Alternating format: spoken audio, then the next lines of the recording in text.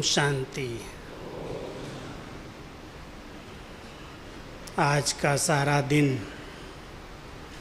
मीठी मीठी मम्मा की बहुत सारी बातें, उनकी विशेषताएं सभी ने सुनी और उसी विशेषताओं से संबंधित आज का विषय है। क्योंकि सबसे पहले इस यज्ञ के अंदर मम्मा ने ऐसा श्रेष्ठ पुरुषार्थ किया जो नंबर 1 संपन्न और संपूर्ण बन गई। क्या श्रेष्ठ पुरुषार्थ था? कौन सी उनको निरंतर स्मृति थी? हर घड़ी अंतिम घड़ी है, इसलिए अंतिम घड़ी है तो संकल्प, श्वास, समय, जो शक्तियां हैं वो सब सफल होनी चाहिए। तो मातेश्वरी जी ने अपनी पूरी ही जीवन में एक ही लक्ष्य रखा, एक बाबा दूसरा न कोई, बाबा के सिवाय किसी में भी आँख न जाए, और सदा इसी स्मृति में रही। श्वासों श्वास बाबा ही दिल में बसा रहे। किसी भी घड़ी ये श्वास निकल जाए तो बाबा की याद में निकले। हमारी चक्रधारी बहन आज सुना रही थी मम्मा की पूरी जीवनी। लास्ट समय भी बाबा के साथ सेवा करते करते, सब बच्चों से मिलन मनाते, अंगूर खिलाते और सबसे विदाई ली।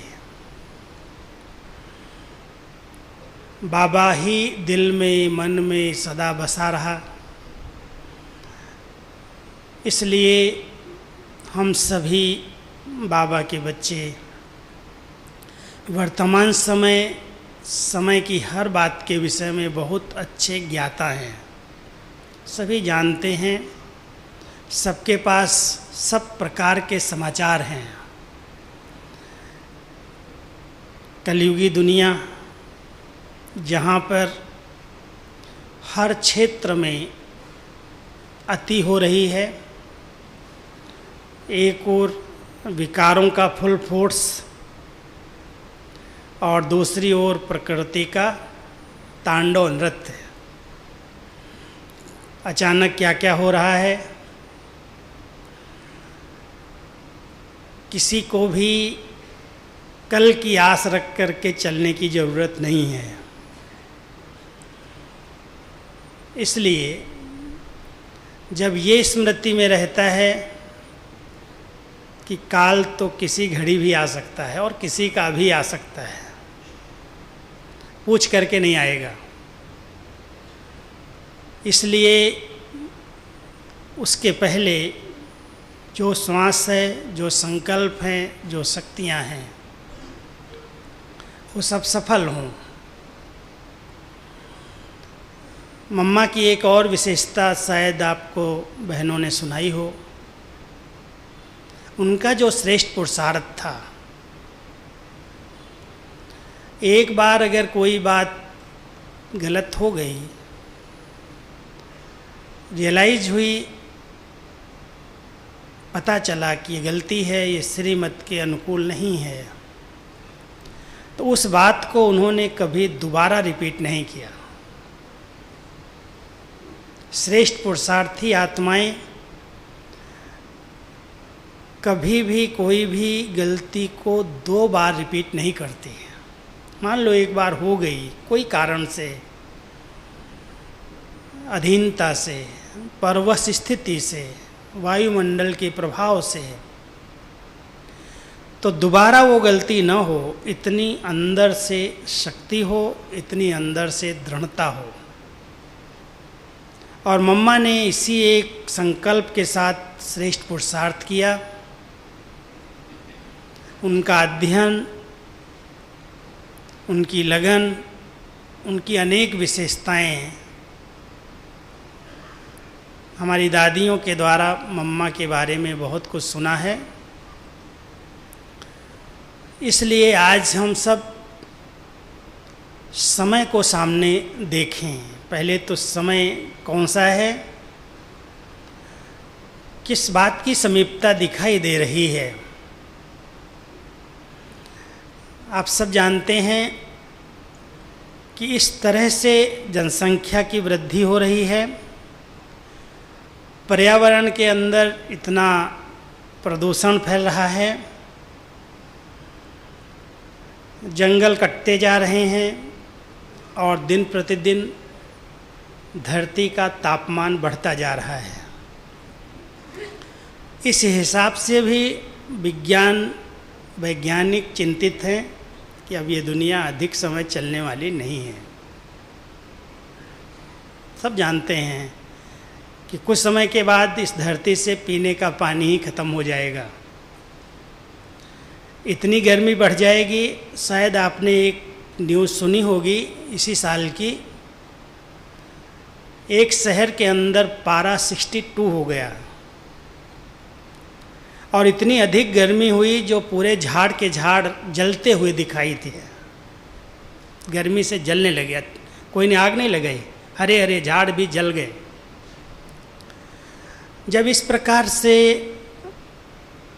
धरती के तापमान बढ़ रहा है, पांचों तत्व तो अपना कुछ न कुछ विकराल रूप दिखा रहे हैं और माया के पांचों विकारों का चारों तरफ से फुल फोर्स है।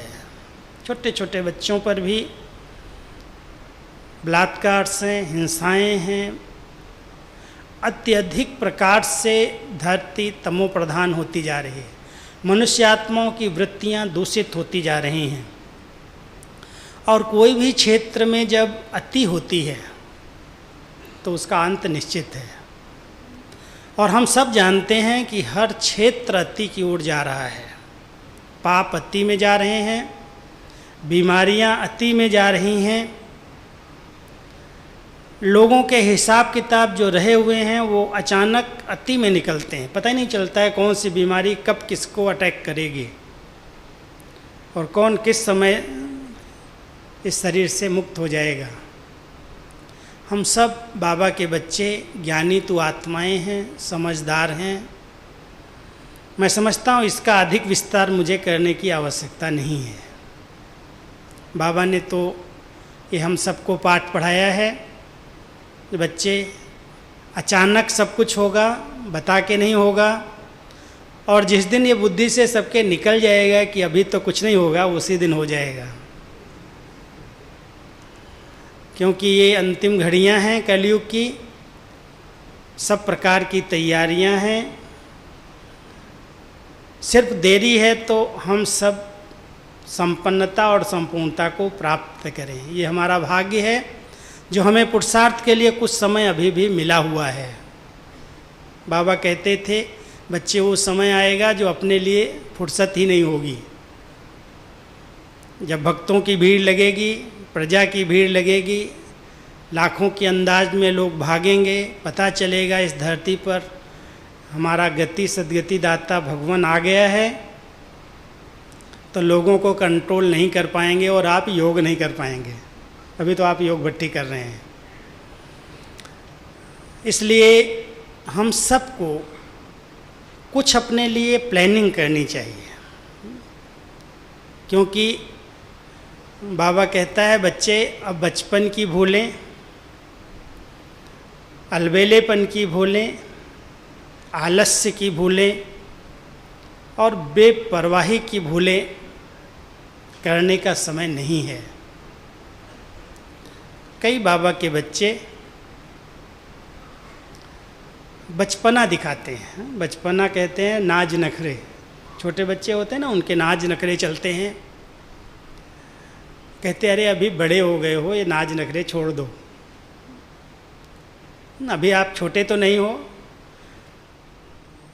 शरीर की आयु तो बड़ी है लेकिन ज्ञान की आयु भी कईयों की ज़्यादा बड़ी है, 5 साल 10 साल हो गए हैं। कोई होंगे जो शायद 1 साल 6 महीने के हों। जो 6 महीने 1 साल वाले हाथ उठाओ। हैं? अच्छा, इनकी आयु छोटी है। फिर भी बाबा कहते हैं लास्ट सो फास्ट जा सकते हो, समय है, मार्जिन है। इसलिए हम सबको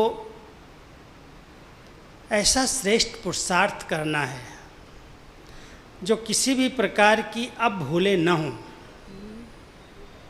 बेपरवाह नहीं बनना है, किसमें? ईश्वरीय नियम और मर्यादाओं में। जो बाबा ने इस ईश्वरीय विश्वविद्यालय के नियम और मर्यादाएं बनाई हैं, कई बाबा के बच्चे दूसरों को देखकर खुद अलबेले हो जाते हैं।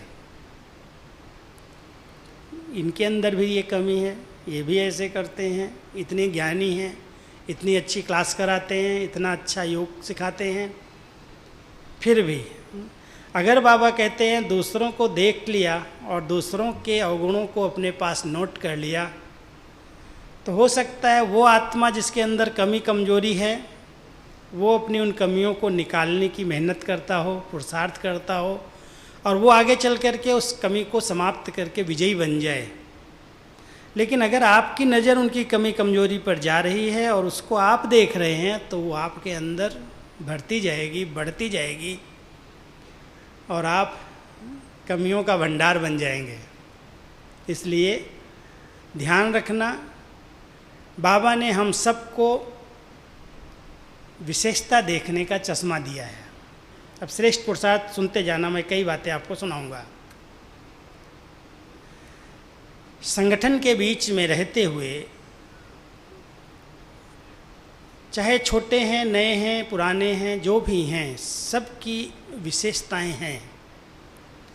मैं समझता हूँ बाबा ने एक मुरली चलाई थी, शायद आप लोगों ने कभी सुनी हो, पढ़ी हो। बच्चे, अगर मेरे बच्चों में 36 गुण वैसे गाए हुए हैं और 36 में से 35 अवगुण हों, एक भी विशेषता हो, एक भी गुण हो, तो मैं उन बच्चों की उस एक विशेषता को देखता हूँ और उसको ही सेवा में लगाता हूँ। अगर वो बीज विशेषता का इस सेवा में वो लगा देता है, तो एक विशेषता अनेक विशेषताओं को ले आती है। आप सब इस बात को ध्यान देना, अधिक अपनी कमी और कमजोरियों पर विचार नहीं करो, सोचो नहीं। कई जब पर्सनल मिलते हैं तो अपनी बातें, अपनी कमी कमजोरी, अपनी निराशा की बहुत सारी बातें सुनाते हैं कि मेरे साथ ऐसा होता है, मुझे ऐसे स्वप्न आते हैं, ऐसे ऐसे विचार चलते हैं, बहुत मेहनत लगती है, बहुत युद्ध होती है। बाबा कहता है बच्चे, इसकी ज़्यादा परवाह नहीं करो। आप सब समर्थ आत्माएं हो, सर्वशक्तिवान पिता आपका साथी है। अगर कोई छोटी मोटी कमी कमजोरी है, समाप्त हो जाएगी। मन को बिजी रखना सीखो, क्योंकि सबसे बड़ा अटैक जो हो रहा है वो मन के ऊपर होता है। मन अगर किसी का अच्छा है, सकारात्मक है, बहुत अच्छे अच्छे विचार चलते हैं, तो कर्म इंद्रियां अपने आप कंट्रोल में आ जाती हैं। अधिकतर हम सब ने अपने मन पर नियंत्रण रखना छोड़ दिया है। श्रेष्ठ पुरुषार्थी आत्माएं अपने मन के ऊपर बहुत पहरा देती हैं। इसको गलत मार्ग पर ले जाने के जो साधन बने हैं इस समय साइंस के, उन साधनों पर विशेष ध्यान देना, नहीं तो मन कभी भी कंट्रोल में नहीं आएगा। अगर कोई भी अश्लील चित्र देखते हैं इंटरनेट में, टीवी माध्यम में या मोबाइल में, कहीं भी, तो वो जो पिक्चर्स चलते हैं, देखे जाते हैं, उन पर ध्यान जाता है, उसके प्रति चिंतन चलता है और हमारे विचार, हमारा मन तूफानी घोड़ा बन जाता है। फिर कहो हम श्रेष्ठ पुरुषार्थ करें, तो बाबा कहता है तुम योगी नहीं रहोगे, योद्धे बन जाओगे। युद्ध में ही समय चला जाएगा। इसलिए हम सब बाबा के योगी बच्चे हैं, युद्ध में समय न जाए। इसलिए मन को सशक्त बनाने के लिए एक तो अच्छा संग करो, अच्छा अध्ययन करो, अच्छा भोजन करो, अच्छे अच्छे विचारों की उत्पत्ति करो, और अच्छे विचारों वाला मन जिसके अंदर हर आत्मा की विशेषताएं नोट हैं, केवल विशेषताएं दिखाई देती हैं, और विशेषताओं पर ध्यान जिस आत्मा ने दिया वो अपने आप विशेष बन जाएगा, कमियां उसकी समाप्त हो जाएंगी। आप सभी कभी सोचते हैं कि मेरे अंदर कितनी विशेषताएं हैं या नहीं हैं? जो समझता हो मेरे अंदर कोई नहीं, वो हाथ उठा दो। ऐसा नहीं है ना कोई? हर आत्मा विशेष है, नहीं तो भगवान की नज़र ही नहीं पड़ती। सबसे बड़ी विशेषता तो यही है, जो इतने बड़े विश्व में से, इतने बड़े भारत खंड से हम इतने छोटे से ग्रुप को निकाला है। कितनी बड़ी भाग्यवान आत्माएं हैं जो उस भगवान की नज़र हमारे ऊपर पड़ी। कहाँ छिपे हुए थे? मैं तो कभी कभी सोचता हूँ मैं कहाँ इस कोने में गांव में पड़ा हुआ था। अभी भी साधन नहीं है वहाँ जाने के, बिजली के साधन भी नहीं है। ऐसे ऐसे छोटे छोटे गांव से, कोने कोने से परमात्मा ने निकाला, ढूंढा। जरूर कोई विशेषता देखी होगी ना? कोई विशेषता नहीं है ऐसा नहीं कह सकते। हर एक आत्मा के अंदर बहुत सारी विशेषताएं हैं। अगर हिम्मत है, निश्चय है, दृढ़ता है, सेवा भावना है, शुभ भावना है, स्वचिंतन करने की कला आती है, क्या ये विशेषता अपनी इस बाबा के यज्ञ में, बाबा के कार्य में, सेवाओं में लगा नहीं सकते? लगा दो, जो विशेषता है लगाओ। एक विशेषता भी अगर आपने लगा दी, मान लो आपके पास तन की शक्ति है, सेवा करने की भावना है, और आप बाबा के घर में जा कर के सिर्फ कहते हो दीदी मैं सिर्फ सेवा केंद्र पर आके सवेरे सवेरे झाड़ू लगा देता हूँ, सफाई कर देता हूँ, कोई भी विशेषता है, और आपने जा कर के रोज़ सफाई कर दी और जितनी आत्माएं आई देखा इतना अच्छा सेवा केंद्र, इतना अच्छा वातावरण, अगरबत्ती जल रही है, साफ है, स्वच्छ है, तो उन सब की जो दिल की दुआएं मिलेंगी, जो उनका योग लगेगा, अच्छा लगेगा, वो किसको मिलेंगी? जिसने अपनी उस विशेषता को वहाँ लगाया है। हम ये न समझें ये काम हमारा थोड़ी है, ये तो यहाँ वाले कर लेंगे, ये कर लेंगे, वो कर लेंगे। कई बार हम दूसरों पर छोड़ देते हैं, लेकिन ध्यान रखो श्रेष्ठ पुरुषार्थ यही नहीं है सिर्फ योग करना है, लेकिन श्रेष्ठ पुरुषार्थी आत्माएं जो सेवा की चांस मिलती हैं, जो चांस मिले, तन से करने का चांस मिलता है तन से करो। अगर तन से सेवा करने का चांस नहीं मिलता है और आप बहुत व्यस्त रहते हैं अपने लौकिक कार्य में, जॉब में, तो आपके पास मन की शक्ति है। कुछ समय बैठ कर के बाबा की याद में शुभ भावना का वायुमंडल बनाओ, शुभ शक्तियों का दान दो। अगर अच्छा मनन चिंतन है, अच्छा लेखन है, तो अच्छे अच्छे लेख लिख दो। कोई सामने आता है उसको अच्छे ज्ञान की बातें सुना दो, वाणी से ज्ञान दान कर दो। कोई के उमंग उत्साह को बढ़ा दो, कोई की विशेषता है उस विशेषता को सेवा में सफल करा दो। अगर किसी भी एक विशेषता को आपने कार्य में लगाया तो आपके पास वो सब विशेषताएं अपने आप आ जाती और दूसरी सब विशेषताएं आ जाती हैं। हम लोगों का यही अनुभव रहा है, कोई विशेषताएं ले करके नहीं आए हैं, लेकिन कोई भी विशेषता जो थी वो बाबा के यज्ञ में लगाई। दादियों ने कहा ये करोगे? हमने कहा हाँ जी। कभी नहीं कहा मुझे नहीं आता। हाँ जी किया और काम करने लगे, दुआएं मिल गई, सहयोग मिल गया और सीख गए। उसके बाद एक सेवा मिलती गई और सेवा करते करते आज बाबा ने कहाँ से कहाँ पहुँचा दिया। इसलिए श्रेष्ठ पुरुषार्थ क्या है? हर आत्मा अपना तन, मन, धन, समय, संकल्प, श्वास, जो शक्ति है उसको सफल करे, उसको व्यर्थ नहीं जाने दो और मन का टाइम टेबल बनाओ। 4 बातों में इसको बिजी करो। एक बाबा कहता है मिलन में बिजी करो। मिलन, बाबा से आँख खुलते ही मिलन शुरू हो जाए। जैसे मिलन होता है, 2 लोग आपस में मिलते हो तो क्या करते हो? हेलो हाय के साथ साथ कैसे हो, क्या चल रहा है, एक दूसरे की बातों में जाते, पूछते हैं, समाचार पूछते हैं, कुछ आपस में रूह रिहान करते हैं। ऐसे ही बाबा के साथ सवेरे से मिलन शुरू हो जाए और मिलन के जो अनुभव हों, क्योंकि भगवान से मिलन होता, कोई सहज बात, साधारण बात नहीं है। मिलन की विधि तो सब जान गए हो, जानते हो सब। मिलन की विधि क्या है? क्योंकि वो है निराकार, वो है ज्योति बिंदु, वो देह से न्यारा है, तो उससे मिलन के लिए आपको भी इस देह से न्यारा होना पड़ेगा, समान बनना पड़ेगा। समान मिलन ही मौज का अनुभव कराता है। कोई बड़ा हो, वो व्यक्ति छोटा हो, कोई साहूकार हो, वो गरीब हो, बेचारा उसके आगे हिम्मत ही नहीं रखेगा बात करने की। बाबा के समान स्वरूप में स्थित होकर के, अगर बाबा ज्ञान का सागर है तो अपने बच्चों को मास्टर बनाया है, अगर सर्वशक्तिमान है तो अपने मास्टर सर्वशक्तिमान बनाया है। तो मिलन के समय वो समान स्थिति में बैठ करके रूह रियान करो, बाबा आपने मुझे आप समान बनाया है, अपने समान बनाया है। तो मन अगर मिलन में बिजी रहेगा, रूह रियान करेगा, तो व्यर्थ से अपने आप मुक्त हो जाएगा। तो एक मिलन चाहिए, और दूसरा वर्णन जरूर करना। वैसे भक्ति में मना करते हैं किसी को सुनाना नहीं, लेकिन यहाँ तो बाबा ने खुली छुट्टी दी है।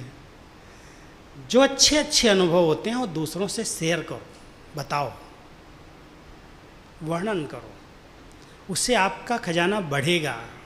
कहते धन दिए धन ना खुटे, शायद स्थूल धन खुट सकता है, लेकिन ज्ञान धन, गुणों का धन, शक्तियों का धन जो हम सबके पास है, उसका वर्णन करें, उसको दूसरों को बांटें, ताकि दूसरे भी प्रेरणा लें, दूसरे भी सीख जाएं। तो पहला मिलन, दूसरा वर्णन, और तीसरा बाबा कहता है लगन को बढ़ाओ। अभी तक भी कई कुमारों के आगे बंधन हैं कि नहीं है? कोई को माँ बाप का बंधन है, कोई को नौकरी टोकरी का बंधन है, कोई को कोई बांध रहा है, कोई को कोई बांध रहा है। लेकिन सबसे बड़ा बंधन कौन सा है? मन का बंधन। जो मन के बंधन से मुक्त है उसके कोई बंधन बांध ही नहीं सकता है, कितने भी बड़ी बातें आ जाएं। कई कुमार कहते हैं मैं अकेला हूँ, मेरे परिवार वाले ये कहते हैं, ये कहते हैं, शादी करनी पड़ेगी, ये करना पड़ेगा, बहुत सारी कंप्लेन आती है। लेकिन बाबा से अगर कोई पूछता है तो बाबा कहता भले बच्चे कर लो, मना थोड़ी करेगा। हाँ? अगर आपके पास शक्ति है, दृढ़ता की, हिम्मत की, तो बाबा मदद के लिए तो बंधा हुआ है। आप ही कमज़ोर संकल्प करके चल रहे हैं, क्या करूं, कैसे करूं, ये होगा वो होगा, तो बाबा कहता है जो ऐसे ऐसे संकल्प कमज़ोर करते हैं उनको माया खा जाती है। प्रतिज्ञा करो, प्रयत्न नहीं। कोशिश करेंगे, प्रयत्न करेंगे, समझाएंगे, मतलब गेंगे नहीं करो, वो तो बकरियां करती हैं, में और गेंगे। आप सभी तो महावीर हो, महावीर के आगे कोई परिस्थिति ठहर सकती है क्या? कुछ भी हो जाए, कोई भी हिला नहीं सकता। जमा दो पाँव को अंगद की तरह। जिसका साथी स्वयं भगवान है उसका कौन बिगाड़ सकता है? कुछ नहीं कर सकता है। लेकिन अपने कमज़ोर संकल्प होते हैं, क्या कैसे, प्रश्न ही प्रश्न पूछते रहते। जब अकेले मिलेंगे वही प्रश्न पूछेंगे, मैं क्या करूं, मैं क्या करूं। और बाबा फिर मुस्कुरा करके कहता है बच्चे को अगर मैं कह दूंगा ये नहीं करना तो कर लिया तो डबल पाप चढ़ जाएगा। इसलिए बाबा तो कभी नहीं कहेगा नहीं करना। हाँ? ध्यान रखना, आप सब बहुत अच्छी तरह से हिम्मत का कदम आगे बढ़ाओ, लगन को बढ़ाओ। जहाँ लगन है वहाँ विघ्न ठहरते नहीं।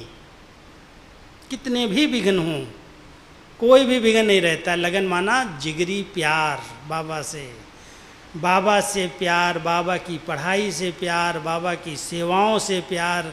और जहाँ बाबा बाबा है अंदर, वहाँ कौन रोक सकता है? कोई नहीं रोक सकता। कभी नहीं कहो ये बंधन है, नौकरी में जाना पड़ता है, मुझे अमृत वेले नहीं उठने का समय मिलता, पढ़ाई का समय नहीं मिलता, मुरली सुनने का समय नहीं मिलता, मैं क्या करूं? जहाँ पर चाह है वहाँ राह निकल आती है। अगर संकल्प में दृढ़ता है मुझे करना ही है, सब प्रकार का सहयोग मिल जाता है, मददगार तैयार हो जाते। तो आप बहुत हिम्मत रख करके संकल्प करके जाओ, प्रतिज्ञा करो। प्रतिज्ञा के लिए क्या कहावत है मालूम है? प्रतिज्ञा के लिए गायन है, प्राण जाए पर वचन न जाए, धरत परिये पर धर्म न छोड़िए। धरत पड़िए, गिर जाओ, मर जाओ, लेकिन अपने धर्म को नहीं छोड़ना। हमारा धर्म क्या है? हम सब का धर्म है पवित्रता। पवित्रता को हम सब ने दृढ़ता के साथ पालन किया है, इसमें कोई भी विघ्न आ ही नहीं सकता। अगर कोई आ रहा है, माना हमारी कमजोरी है, हमने प्रतिज्ञा के रूप में इस संकल्प को रिवाइज नहीं किया, याद नहीं रखते।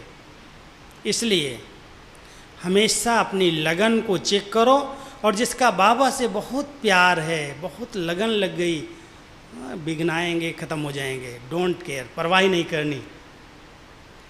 इसलिए कोई भी बात की परवाह न करके एक बाबा के प्यार में खो जाओ, सब रास्ते निकल आएंगे। बंधन नहीं करो, सेवा में लग जाओ, बंधन अपने आप कट जाएंगे। ये हम लोगों का अनुभव है। ईश्वरीय सेवा के बंधन में बंधी हुई आत्माएं, बंधन है ये भी, लेकिन ईश्वरीय सेवा करते करते वो बंधन तो अपने आप भाग जाते, कट जाते। तो इसलिए कभी भी नहीं कहना मेरे पास समय नहीं है, मैं तो बहुत बिजी रहता हूँ, मुझे ये काम है, वो काम है। संगम युग पर भाग्य बनाने का ये गोल्डन चांस है, ये लॉटरी है। जितना आप बनाना चाहो बना लो, आपके हाथ में है। तो लगन के साथ साथ मगन होना सीखो। चौथी बात, मगन। बाबा के प्यार में खोते समाते समाते एकदम समा जाओ। कहते हैं आत्मा परमात्मा में लीन हो जाती है। भक्तों ने बात कही है, और बाबा कहता है अगर लीन हो जाएगी तो समाप्त हो जाएगी, लीन नहीं होती। वो तो अविनाशी सत्ता है, वो लीन कैसे होगी? इसलिए बाबा क्या सुनाते हैं कि बच्चे लव में लीन हो, प्यार में लीन हो जाओ, खो जाओ, ऐसे मग्न हो जाओ तो सारी दुनिया की सुध बुध भूल जाए। कभी योग में मग्न अवस्था का अनुभव करते हो? एक है रूह रिहान करना, मनन करना, चिंतन करना, मौज का अनुभव करना, लेकिन एक है एकदम बैठ गए बाबा के प्यार में, खो गए, सब देह भूली, दुनिया भूली, संबंध भूले, सब कुछ भूल गया, इस देह से न्यारे हुए और बाबा के प्यार में समा गए। यह है लौलीन स्थिति।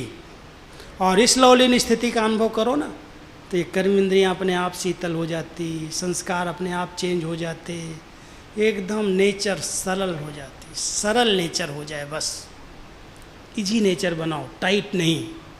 कईयों की बहुत टाइट नेचर है, और टाइट नेचर वाले हर जगह पर टकराव कर देते हैं, और इजी नेचर वाले हर जगह सेट हो जाते, सबके साथ मिल के चलते।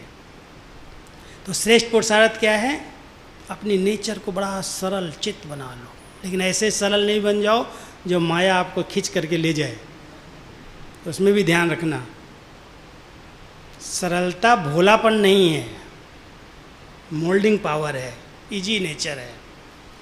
तो हम सब बाबा के बच्चे जितना मग्न स्थिति में रहते हैं, बाबा के स्नेह में खो जाते हैं, प्यार में समा जाते हैं, उतना ही कर्म इंद्रिय जीत बन जाते हैं, उपराम हो जाते हैं।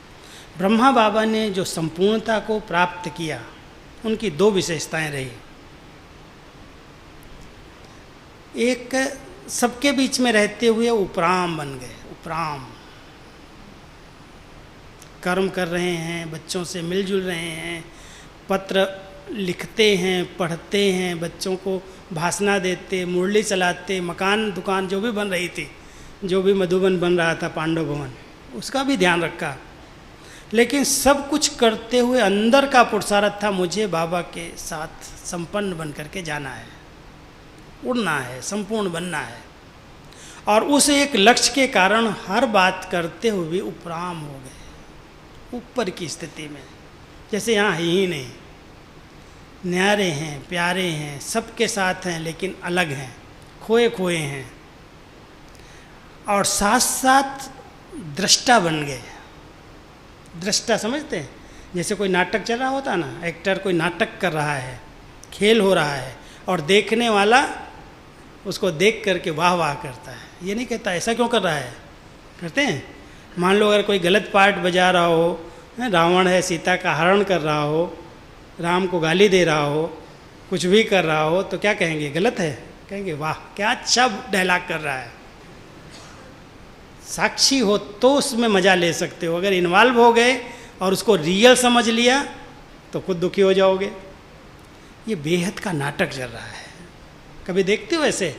हर आत्मा कितना अपना अपना अच्छा पार्ट बजा रही है। कोई लड़ने झगड़ने का पार्ट बजा रही है,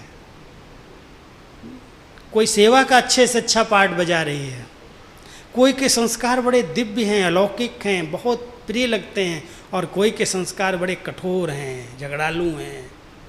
हर एक को देख करके दृष्टा स्थिति रहती है, श्रेष्ठ पुरुषार्थ। ब्रह्मा बाबा ने सब बच्चों को देखा। कोई कंप्लेन लेके आता था, बाबा भंडारे में ऐसा हो रहा है, वो ऐसा कर रहा है, वो ऐसे बोल रहा है। बाबा दृष्टा, साक्षी दृष्टा, शुभ भावनाएं रखी, परिवर्तन करने की बहुत अच्छी भावनाएं रही, शिक्षाएं भी दी, क्लास में दी, पर्सनल नहीं दी, सभा में दे दी, जो कहना है कह दिया। मुरलियाँ सुने हम, वही शिक्षाओं की मुरलियाँ हैं ना, जो साकार के समय बातें बाबा के सामने आती थी, बाबा धड़ाधड़ मुरली के अंदर बोल देता था। बदलने, समझने वाला समझ जाए, नहीं समझने वाला छोड़ दो। लेकिन साक्षी दृष्टा स्थिति में बाबा ने अपनी एक रस स्थिति बना ली। ध्यान रखना, अब इसकी इस समय अनुसार बहुत आवश्यकता पड़ेगी। क्यों? क्योंकि अंतिम समय में हर आत्मा के पिछले रहे हुए हिसाब किताब, जो भी पिछला खाता उन्होंने किसी के साथ बनाया है, वो इस समय उसको चुकता करना है। विकराल रूप भी आएंगे, न चाहते हुए भी ऐसे ऐसे कईयों को बीमारी आएगी, कईयों का मन डिस्टर्ब हो जाएगा, कईयों की खुशी गायब हो जाएगी, और आप बड़े रहम दिल बनते हैं, पता नहीं इनके साथ न्याय नहीं होता, इनको कोई पूछता नहीं है। और कई ऐसे कुमार, हमारी बहनों की ऐसी कोई लाइफ देखते हैं और उसको सहयोग देते देखते उसमें फंस जाते हैं। ध्यान रखना, साक्षी दृष्टा बनने की ज़रूरत है। शुभ भावना दे सकते हैं, रख सकते हैं, रखें, लेकिन किसी की पर्सनल लाइफ में इंटरफेयर नहीं करना है। वो जाने, बड़े जाने, उनके कुछ कर्म हैं, उनका कुछ हिसाब किताब है, वो अपने आप आत्मा उससे निकलेगी, बाबा उसके साथ है। मुझे उसके बीच में नहीं आना है। कभी भी कोई कुमारों को किसी की पर्सनल लाइफ में इंटरफेयर करने की ज़रूरत नहीं है। इसलिए ध्यान रखना, अगर मुझे अपनी स्थिति बनानी है, श्रेष्ठ पुरुषार्थी की लाइन में मुझे आना है, तो मुझे बाबा का एक स्लोगन याद रखना, अपनी घोट तो नशा चढ़े। अपनी घोट, अपना चिंतन करो, अपना श्रेष्ठ पुरुषार्थ करो, अपने लिए समय दो, अपने से बातें करो। दूसरा क्या करे, क्या कर रहा है, उसमें नहीं जाना। अगर जाओगे तो स्थिति डगमग हो जाएगी, क्यों क्या के प्रश्न आएंगे, उलझन हो जाएगी, खुशी गायब हो जाएगी, फिर ज्ञान योग भूल जाएगा। यहाँ भी ऐसे होता है, ये भी ऐसे करते, वो भी ऐसे करते। और बाबा क्या कहता है, अरे तेरा क्या जाता है, तेरा क्या जाता है। बाबा जाने, बाबा के बच्चे जाने। इसलिए बहुत ध्यान रखना कि हम सबको अपनी एक रस श्रेष्ठ स्थिति बनाने का पुरुषार्थ करना है, और उसके लिए उपराम और साक्षी दृष्टा स्थिति बनानी है। देखो, सब कुछ देखने की मना नहीं है, लेकिन अपनी बुद्धि को नहीं खराब करो, हर्षित रहो, और जो सहयोग दे सकते हो, शुभ भावना का सहयोग दो, योग का सहयोग दो, उसके लिए स्पेशल योग करो, ठीक हो जाए। बाकी कोई की पर्सनल लाइफ में जाने की ज़रूरत नहीं है। और दो बातें मैं आपको सुनाता हूँ श्रेष्ठ पुरुषार्थी की। एक शब्द याद रखना, दो बातें आ जाएंगी। बाबा एक शब्द देता है, अंतर। अंतर शब्द में दो बातें हैं। एक, अंतर्मुखी बनने का अभ्यास करो, अंदर जाओ, अंदर डेप्थ। बाह्य बातों को नहीं देखो, उनके प्रभाव में नहीं आओ, अंदर चले जाओ, अपने आप को देखो। कईयों को अपने को देखने का टाइम ही नहीं है, दूसरों को ही देखने में समय चला जाता है। अकेले में बैठ करके अपने को देखो। दादी जी का एक पुरुषार्थ सुनाता हूँ। अचानक दादी से एक बार मैंने पूछा, अकेले में बैठते थे, पत्रों के कारण जाना होता था दादी के सामने, तो दादी लास्ट दिनों में 3-4 साल तक बहुत मस्ती में आंख बंद करके रहती थी। तो एक दिन मैंने ऐसे हाथ हिलाया, मैंने कहा, दादी तो ऐसे कहती, क्या? मैं, दादी आप क्या पुरुषार्थ करती हैं? तो कहती, मैं बताऊं क्या करती हूँ? कहा, जरूर बताओ। ऐसे हाथ किया, ऐसे। कहती, मैं अपने इस हथेली पर अपनी इस मणि को ऐसे रखती हूँ बुद्धि से, और मैं इसके चारों तरफ नज़र घुमा के देखती हूँ,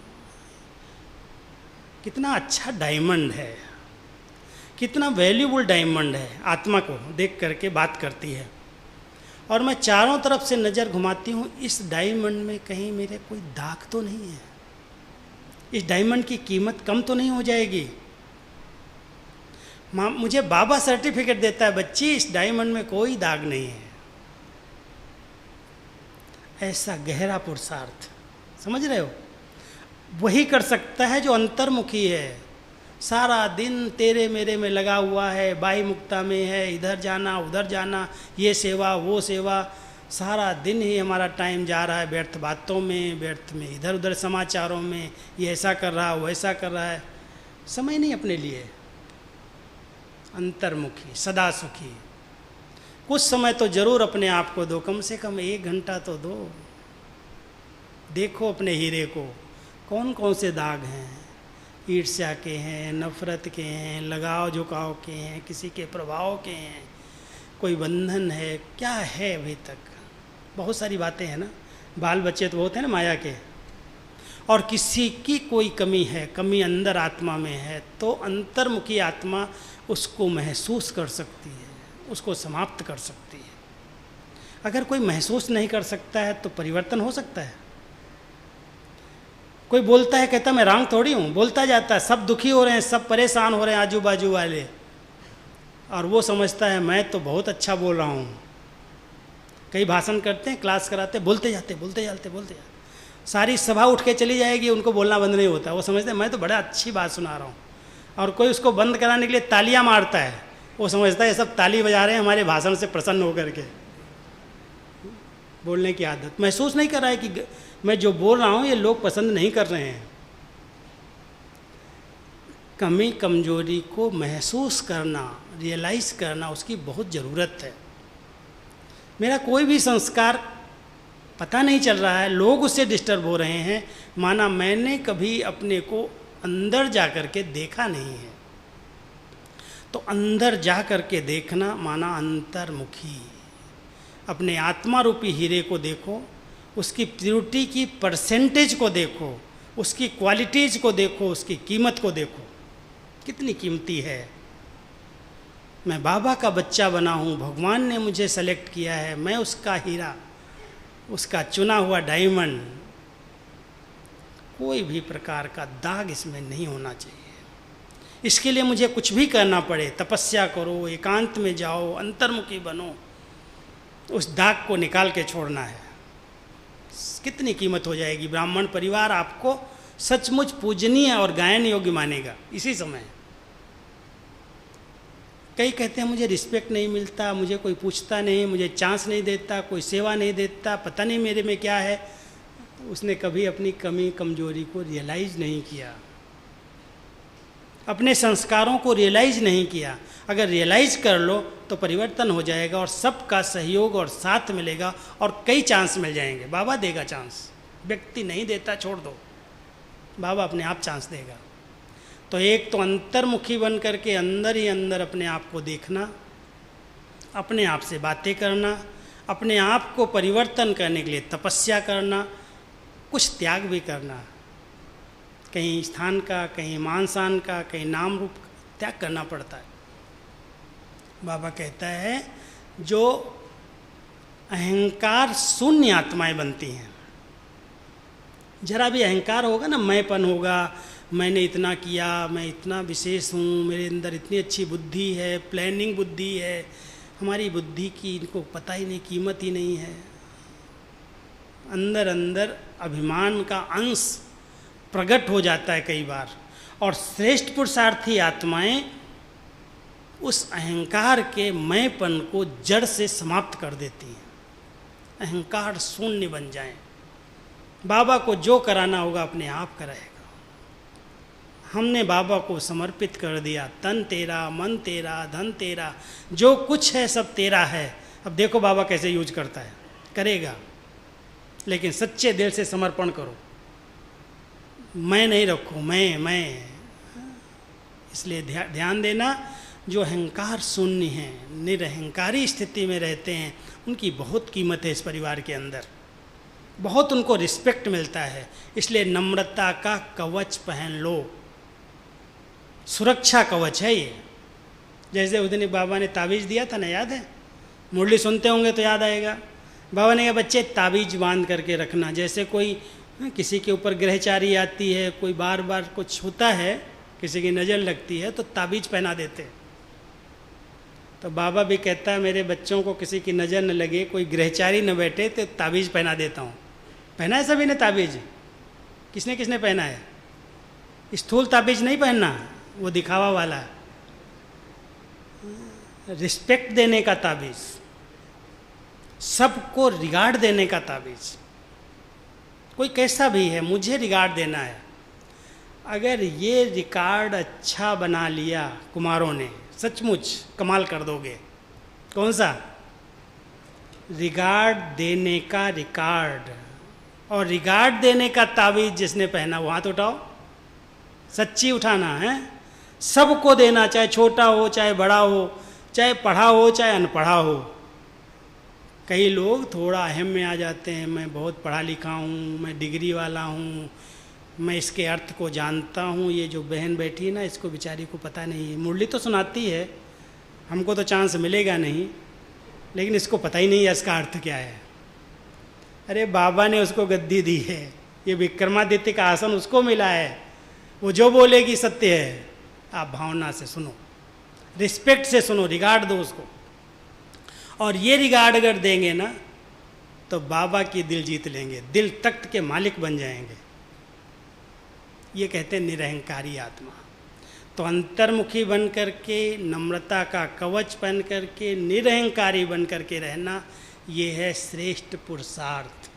और दूसरा अंतर है, अंडरलाइन करना अंतर शब्द को। कोई भी संकल्प उठता है, बोल उठता है, कर्म हो रहा है, चेक करो, अंतर करो, भेंट करो। अंतर माना भेंट करना। क्या अंतर है, राइट क्या है, रॉन्ग क्या है, ये करेंगे तो परिणाम क्या होगा, क्या ये श्रीमत कहती है? भेंट करना, अपने संकल्प, बोल और कर्म में अंतर करना, राइट और रॉन्ग का अंतर समझना, और समझ करके वही करना जो राइट है।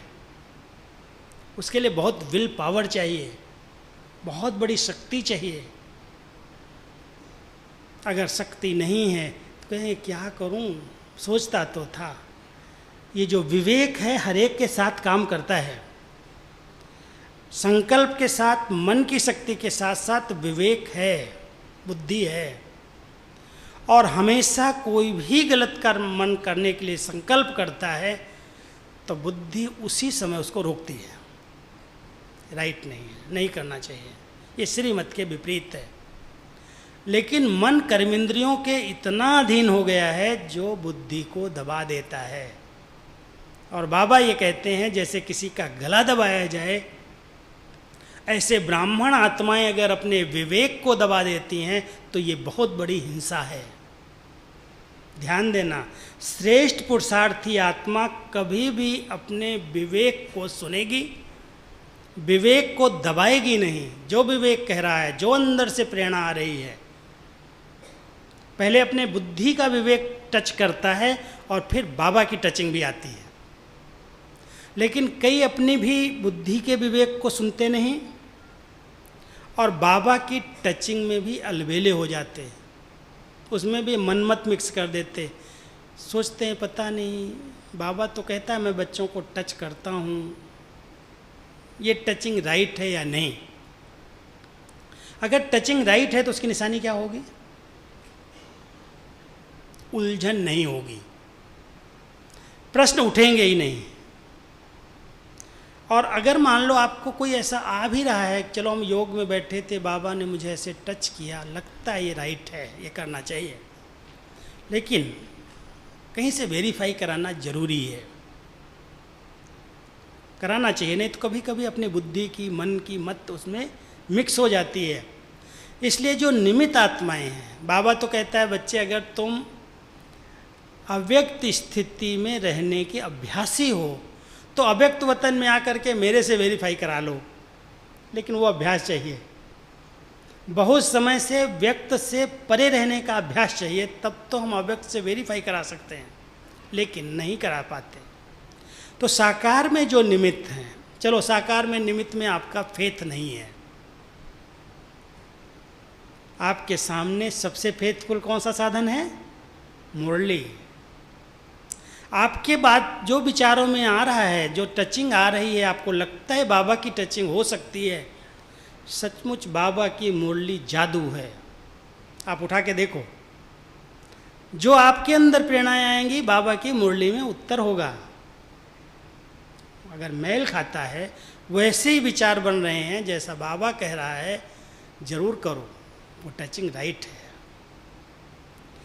तो हम सबका अगर बाबा की मुरली से अच्छा प्यार है, मैंने कई बार देखा है,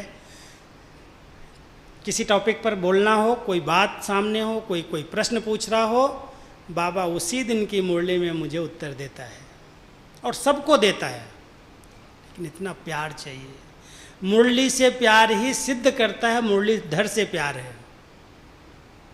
कितनी बार मुरली पढ़ते हो? कुमारों को टाइम मिलता है? आजकल तो साधन बड़े अच्छे अच्छे हैं, आपके मोबाइल में भी मुरली, आवाज़ में भी है, लिखत में भी है, सब साधन इस समय साइंस ने उपलब्ध किए हैं। लेकिन जहाँ लगन है, प्यार है मुरली से, वहाँ पर समय निकल आता है। ध्यान दो, मुरली को जरूर कम से कम 2-3 बार पढ़ना ही है, और कुछ बातें उसके हाईलाइट करो। सब बातें याद नहीं रहती, कम से कम वरदान है, स्लोगन है, ऊपर का सार है, धारणा का सार है, इतना तो हम अपने पास नोट कर लें, उस पर मनन करें, चिंतन करें। कभी किसी का फ़ोन आता है, कोई साथी से बात कर रहे हैं, हेलो करके वो बात सुना है, आज बाबा ने कितनी अच्छी बात कही, आज मम्मा ने आज इतनी अच्छी बात कही।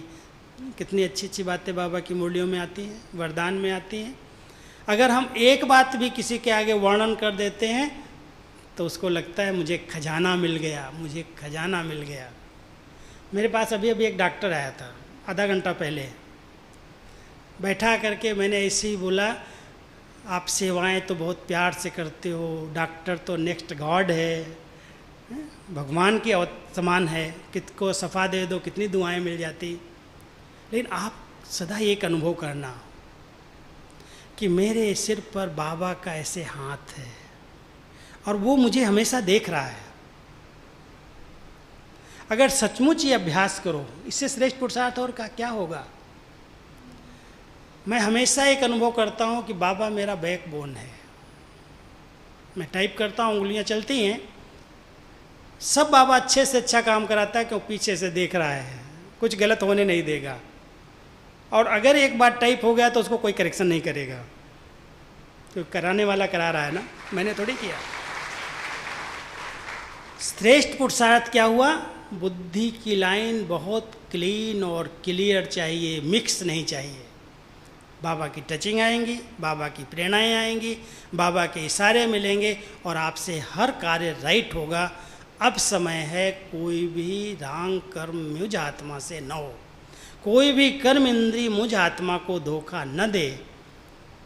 अंतिम समय कोई भी समय इस शरीर से आत्मा उड़े तो एक बाबा दूसरा न कोई, एक बाबा की याद में, एक बाबा के प्यार में उड़ करके पंछी जाए, कहीं पर भी लटके और अटके नहीं। ये ध्यान रखना, यही सबसे श्रेष्ठ पुरुषार्थ है। ओम शांति।